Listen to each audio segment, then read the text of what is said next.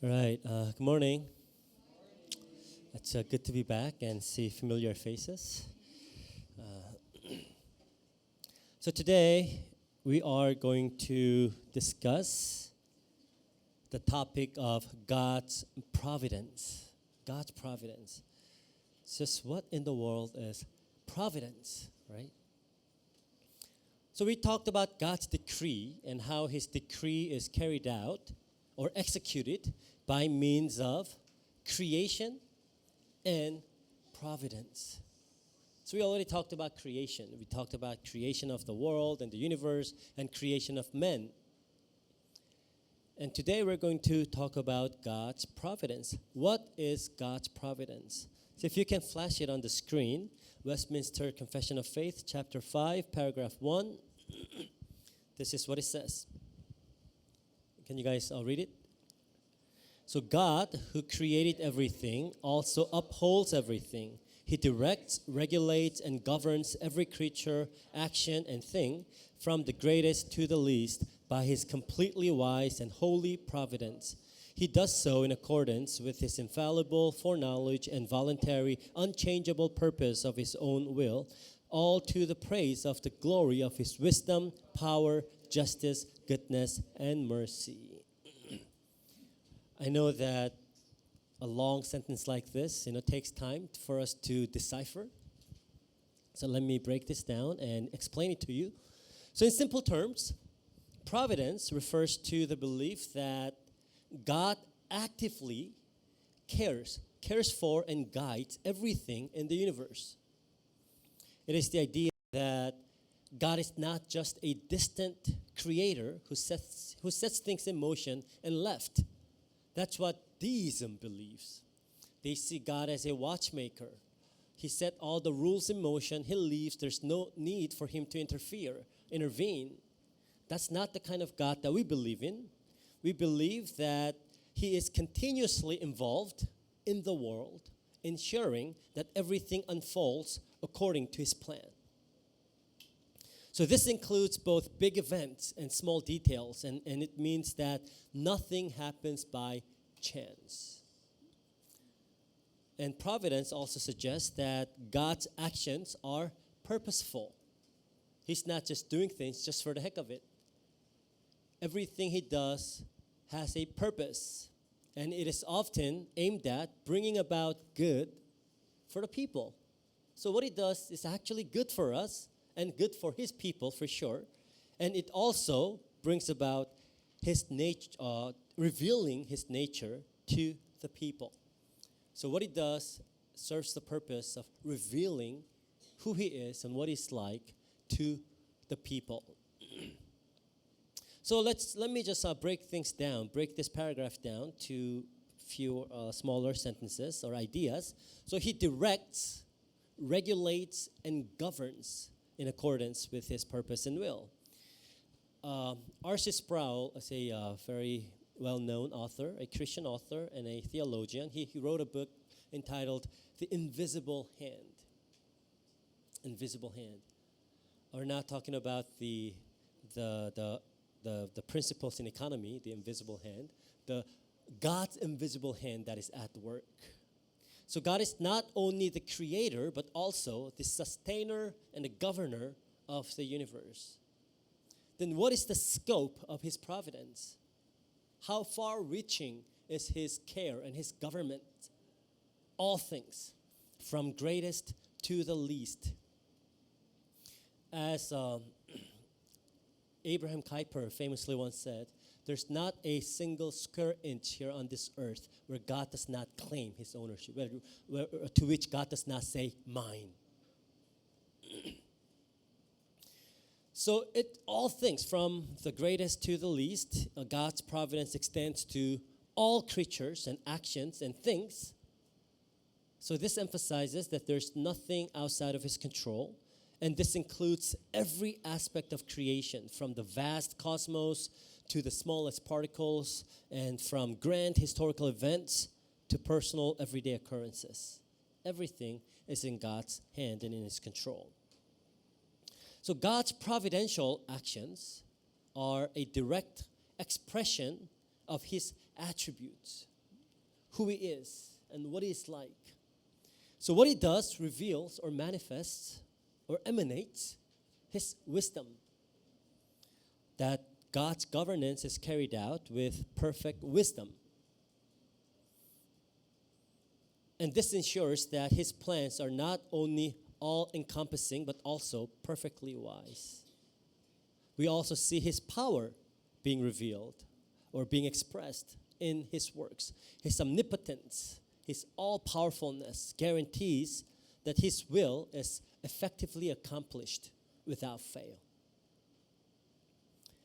And it also expresses His justice, that His governance is fair and just. But the fair does not mean how we understand fair. No. But it is God's, God being fair and God being just as being expressed. And also this ensures that all things are ordered according to His divine justice. And His goodness and mercy is expressed in everything that He does, in His providence. That His actions are infused with benevolence and compassion and love and mercy. So it reflects His loving nature. So He is involved. He is orchestrating everything. He is in charge.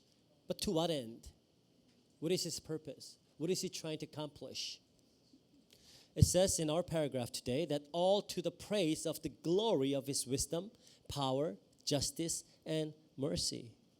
So again, let me explain this idea, glory, yet again. It's a very, very important idea in Christianity. Everything serves the purpose of God's glory. Everything that we do, everything that God does, it's all about God's glory. So now, God is glorious in His being, and He's perfectly glorious. He does not lack anything. He does not need to do anything to add to His glory. He's already perfectly glorious. And because He's glorious, everything that He plans and executes, everything that He does, emanates or oozes out His godness, that He is God. That He is glorious, that He is the highest above all things. It reveals, it emanates His character, His attributes, His wisdom, and His power. Everything that He does shows that. Because everything that exists in one way or another reveals itself. Yeah. How do you know this is here? Because you see it. How do you know that I exist? I'm making myself known in many different ways. And because God does exist, His being will in one way or another be revealed. It will manifest it. It will be emanated. So when God's godness, His attributes, His power, His wisdom, everything that is wonderful about Him is made known and emanated, how do we respond to that?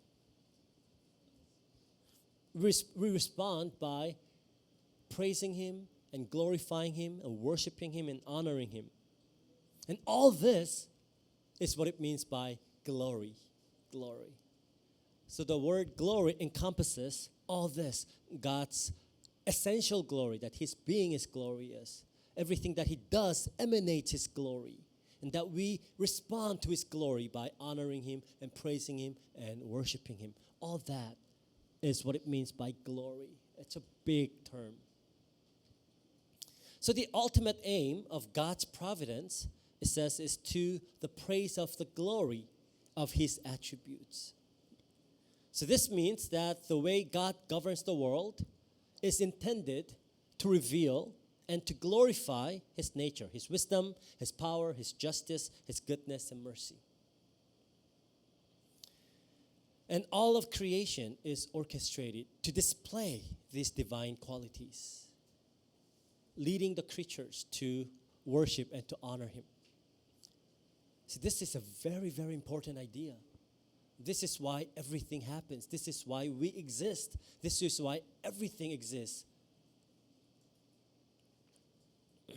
But this paragraph that we just read might raise some important questions. So how do you then reconcile God's providence and man's free will? Are we still free if God is in perfect control?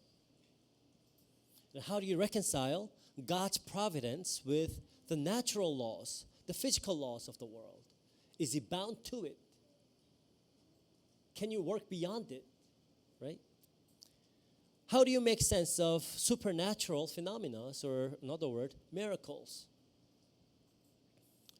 How do you reconcile all those things with God's providence? It's a very important question that needs to be raised. And I believe that paragraph 2 answers that question quite well.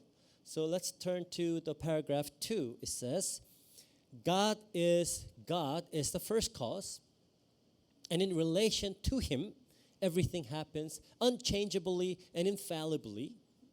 However, by the same providence, he orders things to happen from secondary causes. As a result of these secondary causes, some things must inevitably happen.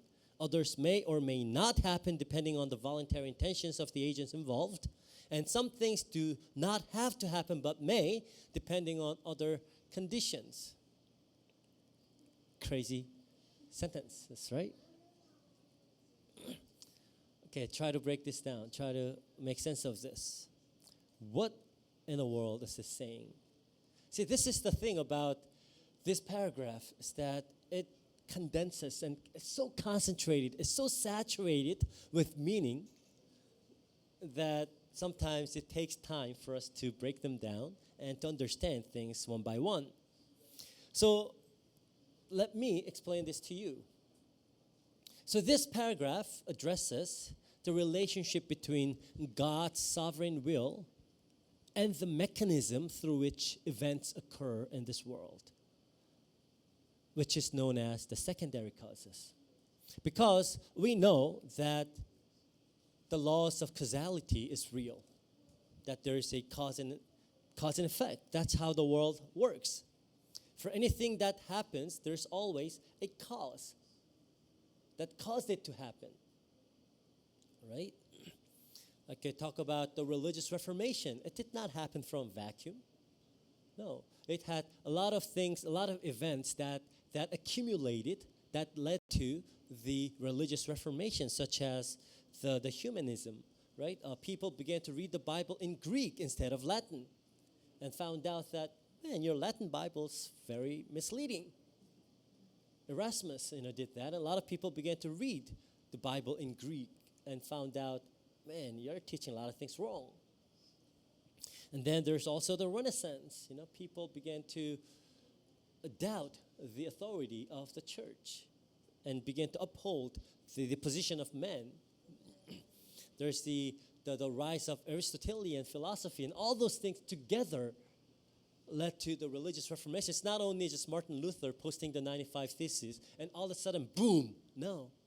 There were a lot of events leading to it that just exploded with Martin Luther's 95 Theses. So again, that's how things work in this world, right? For everything that happens, there's a cause. Then what is a primary cause? The primary cause. And God is described as the primary cause, or the first cause. The first cause. This indicates that everything ultimately depends on his sovereign will and decree. And this means that from God's perspective, so seeing from God's eyes, everything unfolds according to his infallible foreknowledge and his unchangeable will. He's the first cause. Everything happens according to his will. But then there are secondary causes. So what are the secondary causes?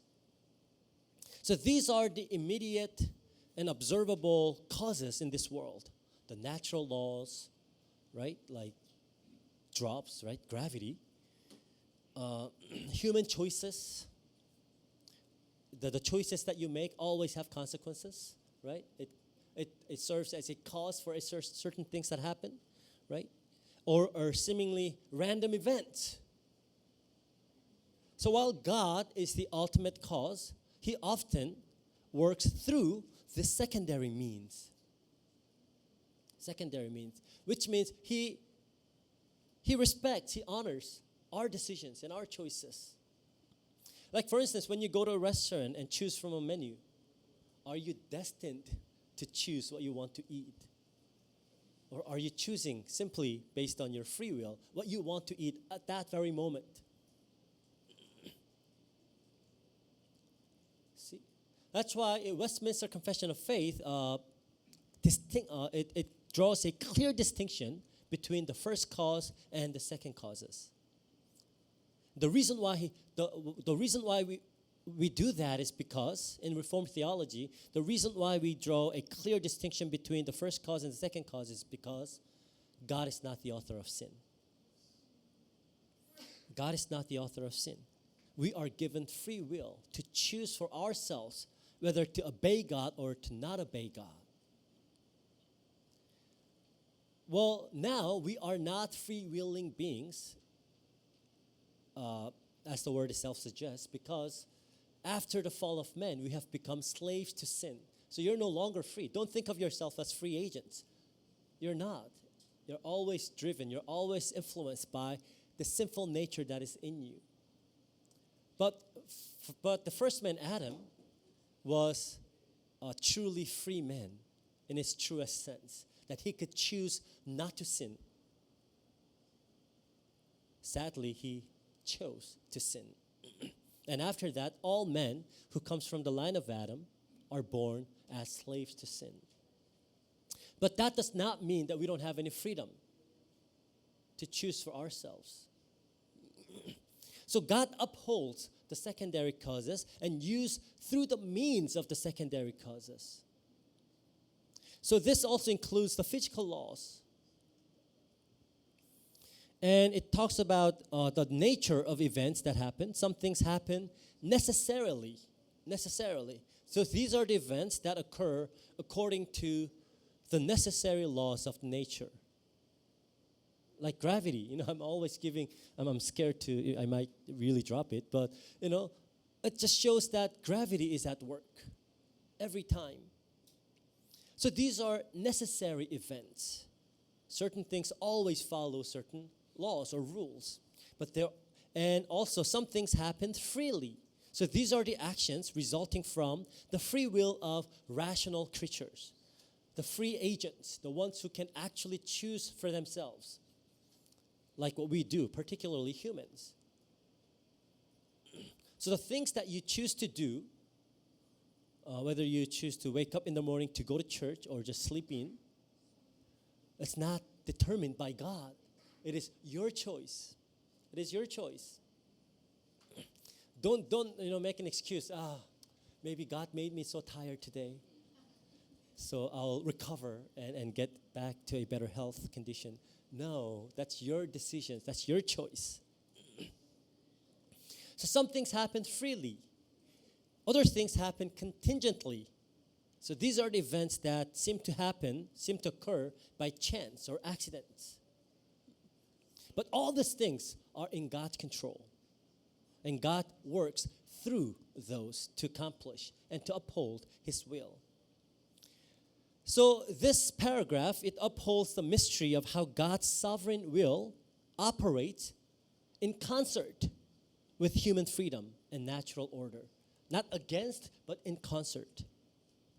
So God's will, or while God's will is supreme and certain, He allows for the free agents, the genuine agency of creatures. So this does not compromise His control. Rather, it shows that God's providence includes and respects the nature of created beings.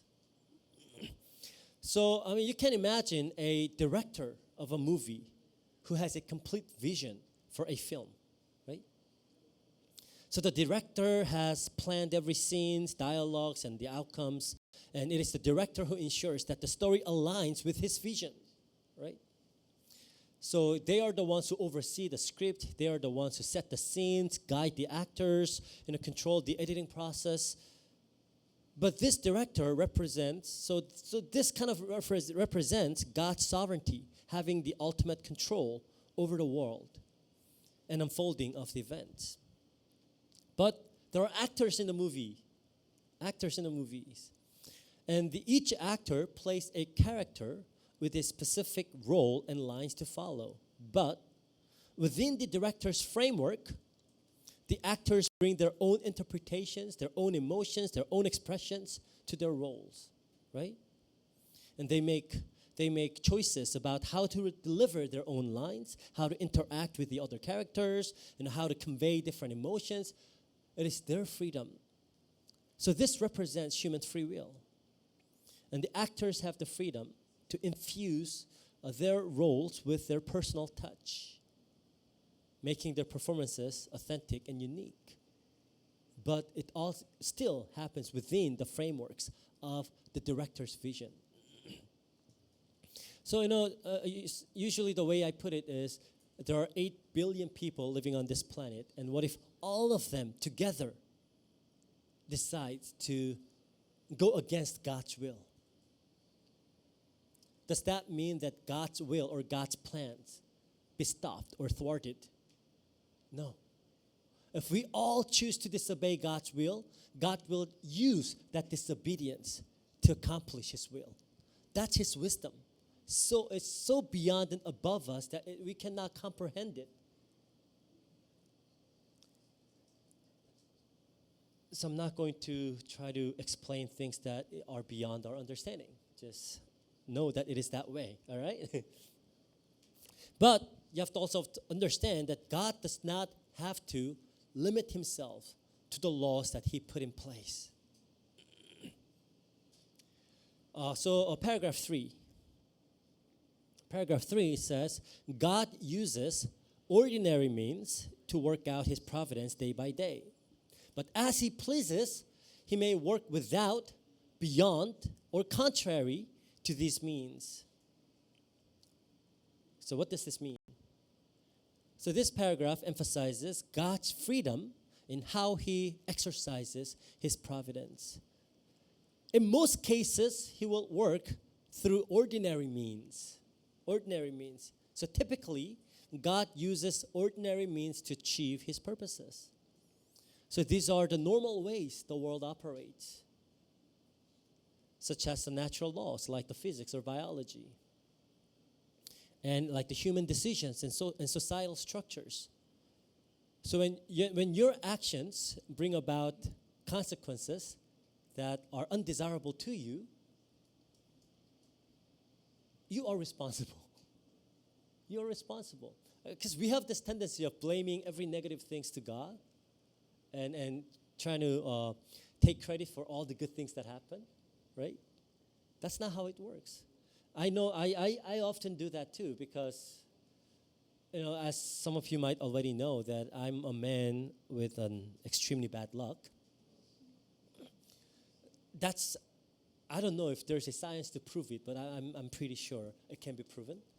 Because during my college days, I'm not even kidding, every time like I would have a meal, like a lunch with a bunch of my friends, and then we would do rock, paper, scissors, and whoever loses has to buy ice cream for everybody. I lost every single time. Every single time. I don't even know how that works. When I have to go to the airport to pick up someone, the plane gets delayed. It's like a law. Yeah, and the lanes that I choose when I'm driving always get stuck in traffic. And I know that there's the Murphy's Law that you think everything bad happens to only you, but I think it's an observable and tested hypothesis in my case. So I often, like, when I have a hard time finding a parking slot, like, which I always have. For some reason, every time I go somewhere and try to park, I cannot find a parking slot. When I bring my wife, there's always a slot. So good luck follows her, bad luck follows me. So there's the harmony, So I think that's why things are okay. But anyways, so I have this tendency when bad things happen, God, why? Because I'm so bad at choosing which lane to drive in. I'm so bad at choosing the right time to park my car. You have to understand, in most cases, God works by ordinary means. That means you have to be responsible for the decisions that you make. But he also works by extraordinary means. There are extraordinary providences. Sometimes he works, it says, like it says, he works without. So what are the without means? Sometimes God acts directly, bypassing the usual means. He can do that sometimes. So this can involve miraculous interventions where natural laws are suspended or overridden. Like in the Bible when the Red Sea was parted. Don't try to duplicate that. Sometimes, people, I mean, there have been people who try to do that. They would actually bring like this group of people, stand in front of the sea, take the stick and let the sea be parted. Never happens.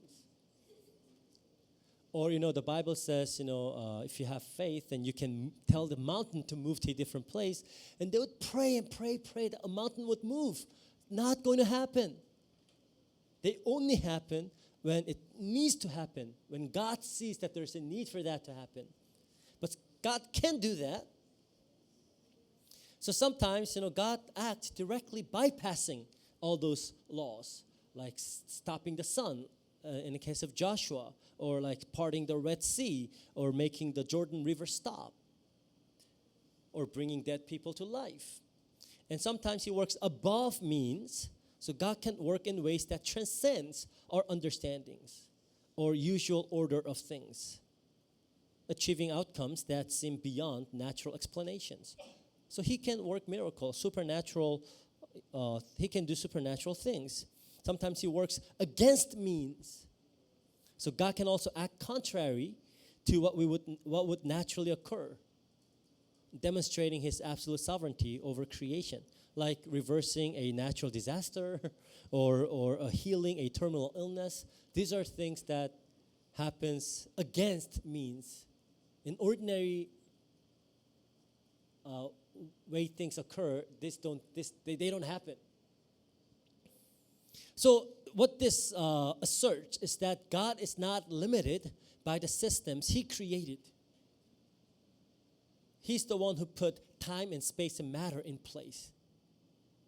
And a lot of times the reason why we are mistaken about God is because we think that God is like us, also limited by time, space, and matter. He's not.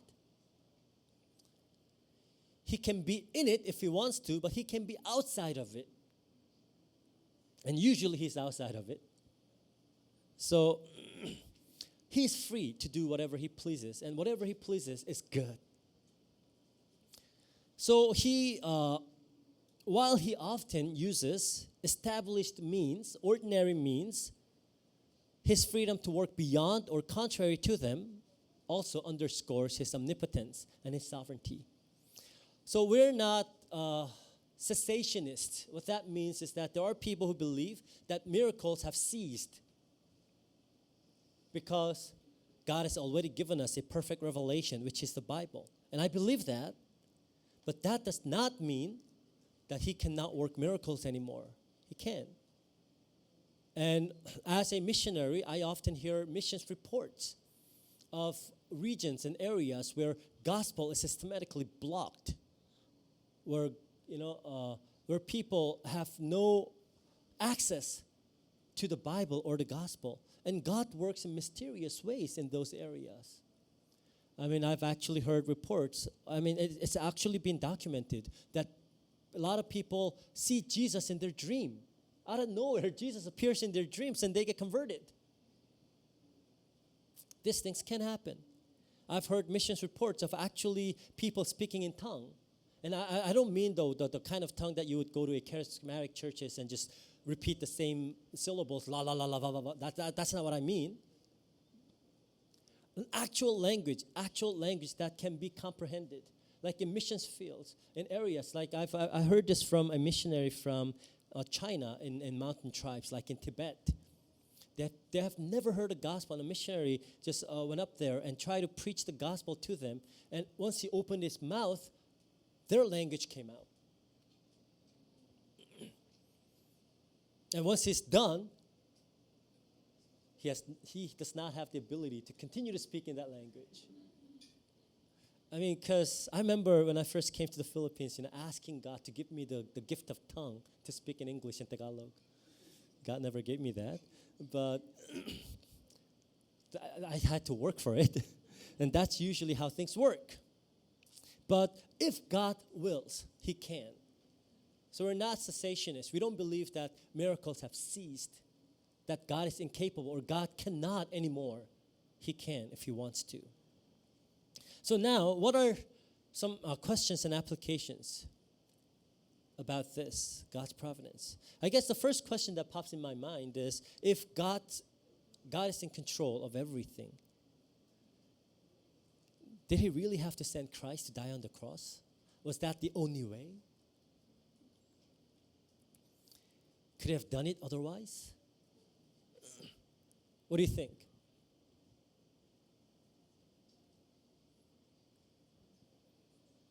What do you think? I'm just going to leave this question to you, and I'm not going to try to answer them. I know that to the extent of my knowledge, Jesus Christ coming and dying on the cross and resurrecting best reveals God's glory. But if He could choose some other way, I'm sure He could have.